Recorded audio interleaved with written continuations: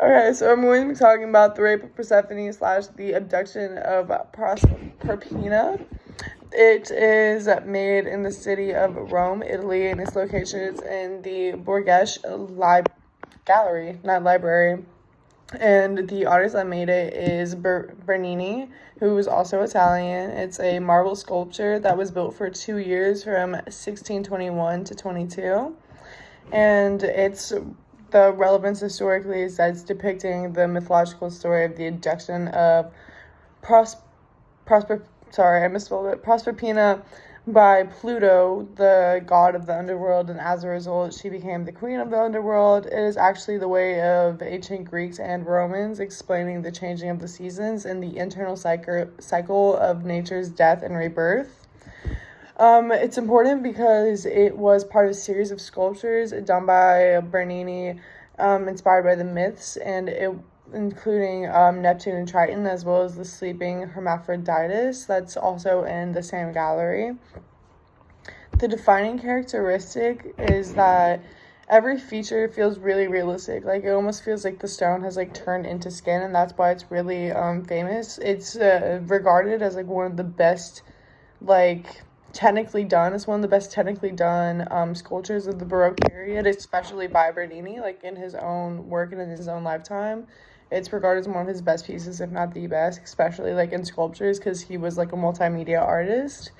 And it's also defined by their very clear and inarguable expressions, especially because many interpretations of this, especially in the modern day, show the nature of the couple's relationship as, like, a love story. And in this piece, it's very clear that that is not it.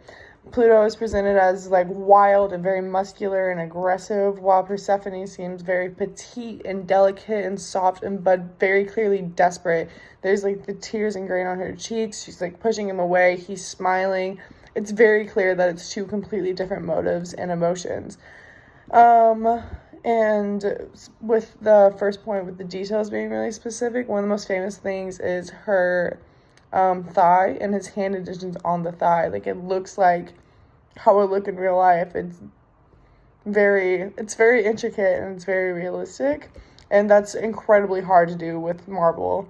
Obviously, it's brick of stone, but my personal observation along with this is, like, the detail of the hair. Like, it looks like loose curls, and even on the dog, which isn't really talked about, they have Cerberus, like, by his feet. Cerberus, sorry. They have Cerberus by his feet, and you can see, like, all of his individual hairs and everything on his chest as well.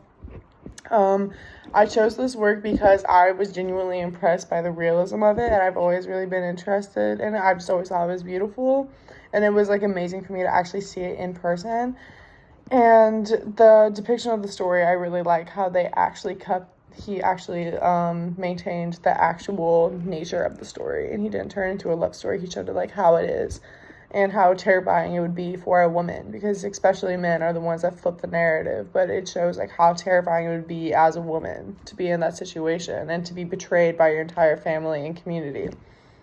How it compares with other works in the period, Bernini in general is one of the most influential artists and one of the most sought-after artists of his era, and this piece really exhibits his extensive talents and knowledge of biology and the ability to express dynamic motion and expression, and, like I said, is a defining piece of the era. And one fun fact is that the other names for it are Hades and Persephone, which you might be more familiar with, and that's because it's a story in Greek.